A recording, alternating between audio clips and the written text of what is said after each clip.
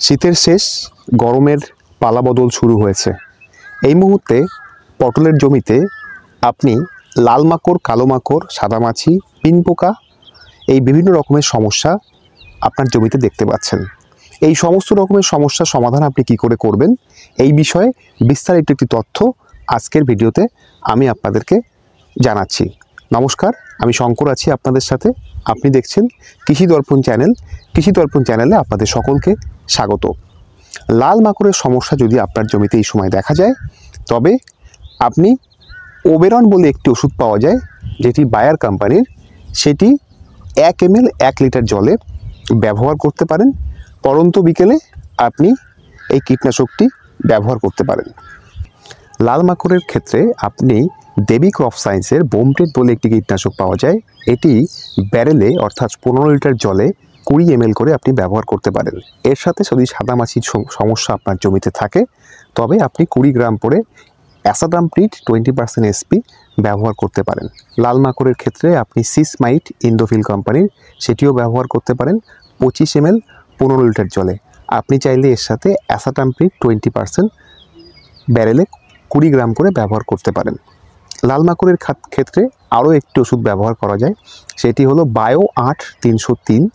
সেটি আপনি 20 ml করে 15 লিটার জলে ব্যবহার করতে পারেন। এর সাথে অ্যাসাডামপ্রিড 20% SP 20 গ্রাম করে ব্যবহার করা যেতে পারে। এবার আসি আমি কালো মাকড়ের কথায়। কালো মাকড় যদি আপনার পটলের জমিতে এই সময় সমস্যা করে বা সমস্যা দেখা যায়, সেক্ষেত্রে আপনি ফিপ্রোনিল 5% SC ফর্মের যে ওষুধ পাওয়া যায়, যেমন ঘাদরা কোম্পানির মহাবীর আপনার নিকটবর্তী দোকানে খোঁজ করবেন, সেটি আপনি হয়তো পেতে পারেন।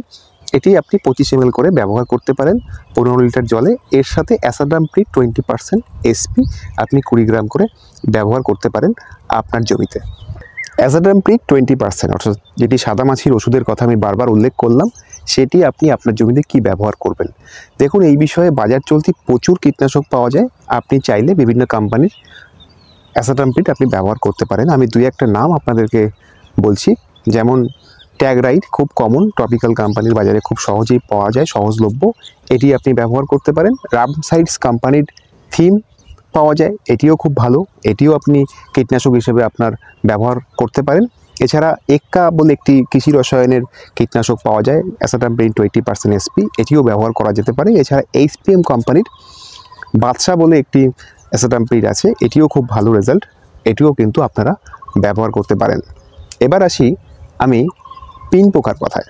এ সময় আপনার পটলের জালিগুলো দাঁড়িয়েছে, অর্থাৎ জালিতে মশা বা পিন পোকা পিন করে দিচ্ছে, আপনার জালিটা হলুদ হয়ে যাচ্ছে। এই সমস্যার সমাধানের জন্য আপনি কি করতে পারেন?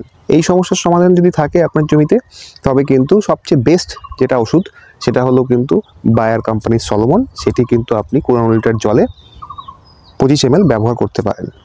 এছাড়াও মনোসিল খুব কমন একটি ওষুধ, এটিও মশার জন্য আপনি আপনার জমিতে 25 ml করে 15 লিটার জলে বিকেলে ব্যবহার করতে পারেন।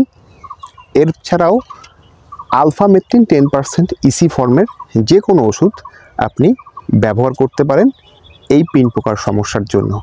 ব্যবহারের সময় বিকেলবেলা আপনি 15 লিটার জলে 20 ml ব্যবহার করবেন। এর সাথে আপনি কার্টাপ হাইড্রোক্লোরাইড গ্রুপের যে কোনো একটি ওষুধ আপনি অ্যাড করে দিতে পারেন, সেটি 25 গ্রাম 2 ব্যারেলে ভাগ করে দেবেন। কার্টাপ হাইড্রোক্লোরাইড গ্রুপের একটি খুব কমন একটি ওষুধের নাম হলো কৃষি রসায়ন কোম্পানির কিটাপ 50 SP। কিটাপ 50 SP খেয়াল রাখবেন, আপনি একটি দিয়ে 2 ব্যারেলই করবেন আলফামেট্রিন গ্রুপের সাথে দেওয়ার সময়। পিন পোকার সমস্যার জন্য আপনি আপনার পটলের জমিতে ফেরোমেন ট্র্যাপ এই সময় ব্যবহার করতে পারেন। ফেরোমেন ট্র্যাপ আমার সাজেশন থাকবে আপনার জন্য, আপনি ব্যারিস কোম্পানির ফেরোমেন ট্র্যাপ ব্যবহার করবেন। এছাড়াও আপনি ব্যারিস কোম্পানির ম্যাজিক স্টিকার বলে একটি প্রোডাক্ট পাওয়া যায়, সেটিও আপনার জমিতে আপনি ব্যবহার করতে পারেন। এটি কিন্তু পিন পোকা, সাদামাছি, বিভিন্ন রকমের অন্ততপক্ষে 44 রকমের পোকা কিন্তু এর মধ্যে পড়ে। এটিও কিন্তু খুব একটা কার্যকরী ভূমিকা নেয়, তো আপনি কিন্তু এগুলো ব্যবহার করতে পারেন। যারা আজকে আমার এই ভিডিও দেখছেন, তাদের অনেকেই আমাদের চ্যানেলটি সাবস্ক্রাইব করছেন না। যদি ভালো লাগে আপনাদের ভিডিও, যদি মনে হয় এতটুকু আপনাদের উপকার হয়, তবে প্লিজ আপনারা এই চ্যানেলটি সাবস্ক্রাইব করবেন। আপনারা এই ভিডিওটি চাষি বন্ধুদের মাঝে শেয়ার করবেন, লাইক করবেন। ধন্যবাদ।